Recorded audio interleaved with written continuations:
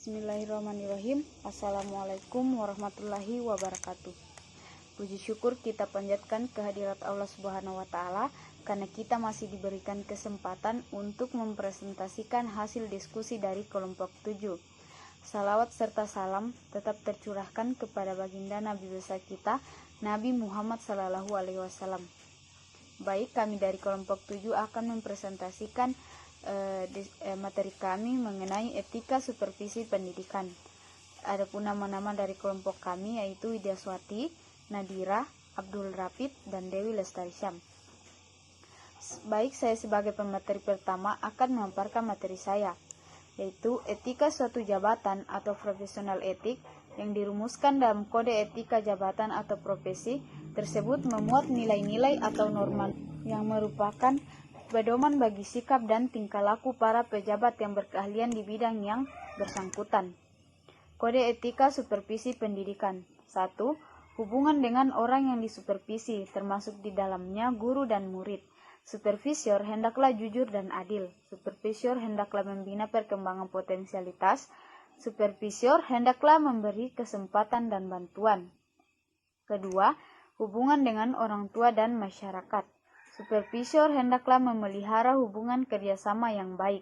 Supervisor hendaklah mengindahkan moral dan adat istiadat dalam masyarakat. Ketiga, hubungan dengan rekan seprofesi. Supervisor hendaklah memelihara dan mengembangkan rasa solidaritas. Supervisor hendaklah jujur dan toleran. 4.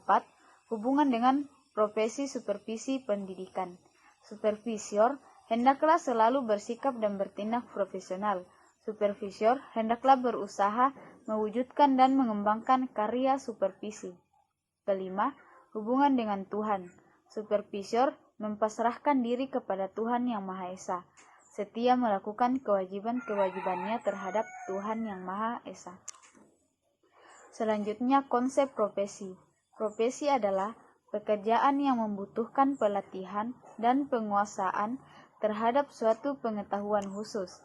Seseorang yang memiliki suatu profesi tertentu disebut profesional.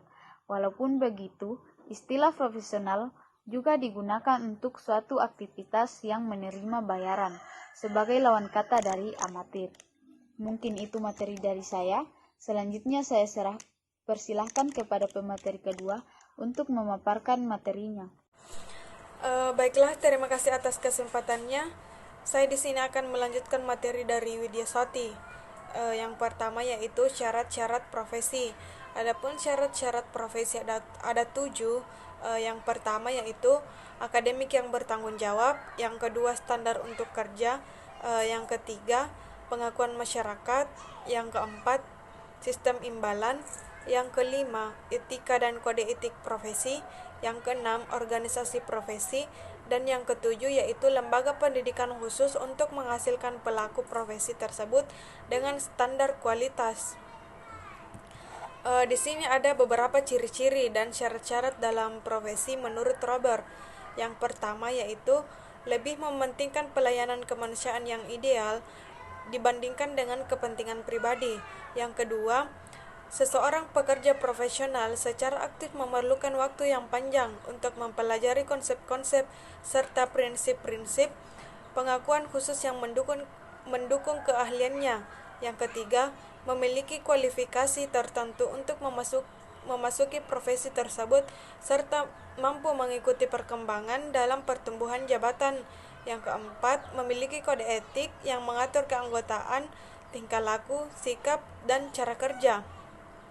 Yang kelima yaitu membutuhkan suatu kegiatan intelektual yang tinggi.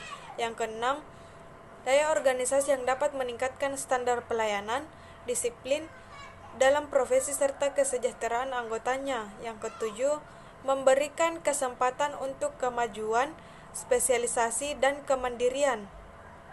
Yang kedelapan yaitu memandang profesi suatu karir hidup dan menjadi seorang anggota yang permanen. Etika profesi.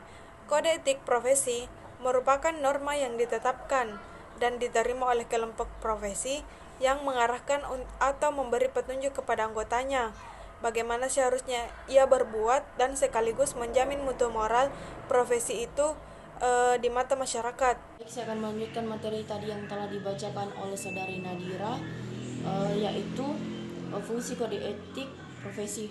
Yang pertama yaitu sebagai sarana kontrol sosial, yang kedua yaitu sebagai pencegah campur tangan antara pihak lain, yang ketiga yaitu Nomor 3 itu yang untuk meningkatkan pengabdian para anggota profesi. Dalam hal ini, kode etik juga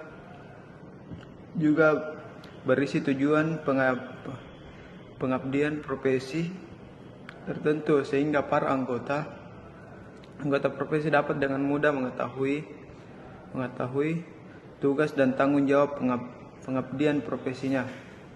Yang keempat tadi untuk meningkatkan mutu profesi. Di sini juga kode etik memuat tentang norma-norma serta anjuran agar para profesi selalu berusaha untuk meningkatkan mutu profesi sesuai dengan bidang pengabdiannya. Yang slide berikutnya yaitu fungsi kode etik. Yang bagian A itu memberikan panduan dalam membuat keputusan tentang masalah etik.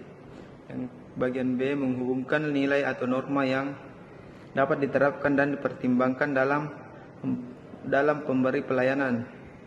Selanjutnya merupakan cara untuk mengevaluasi diri. Bagian D menjadi landasan untuk memberi umpan balik bagi rekan sejawat.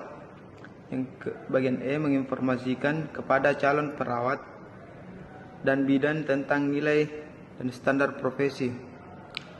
Yang bagian F menginformasikan kepada profesi lain dan masyarakat tentang nilai norma.